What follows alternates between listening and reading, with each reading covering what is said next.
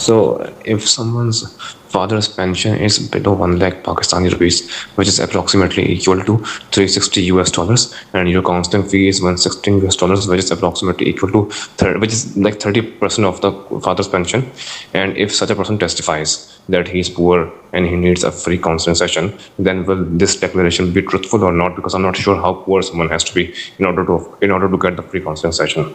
That's why I'm asking. My problem with those who usually come and ask about counseling sessions, they keep on insisting on getting a free counseling session.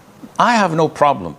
We offer a free counseling session once in a lifetime for a person, providing that they simply testify and make Allah their judge and witness that they're poor or needy and they can't afford it.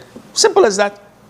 So is it my responsibility to judge them and say, let me look in your case, send me your bank account, let me look in your possessions, maybe you have something stashed under your mattress, maybe your father gets this much amount of pension, but he has farms and he has property, he has this, maybe he has other incomes, maybe he has a fleet of toks, I don't know what they call them, that these rickshaws.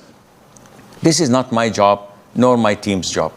All what we require from you to get a counseling session is to say, I confirm and I make Allah my judge and witness that I am poor and can't afford it. That's it. Now you refuse to do that. And you say, no, I fear Allah. I'm going to throw it in your court. Well, most likely my admin would throw it in the dustbin or in the junk or in the trash. Because there are so many people applying for it. And we don't have the time to go back and forth. Yes, when there are some certain individuals who would come and say this is for 10 or 20 counseling sessions, give it without discrimination, that's fine. But there isn't any at the moment. So unfortunately, you have to do this and you will be the judge because it's between you and Allah, not between you and me. For me, I'm fine with it, but I need to see this declaration. Assalamu alaikum. Alaykum assalam wa rahmatullah.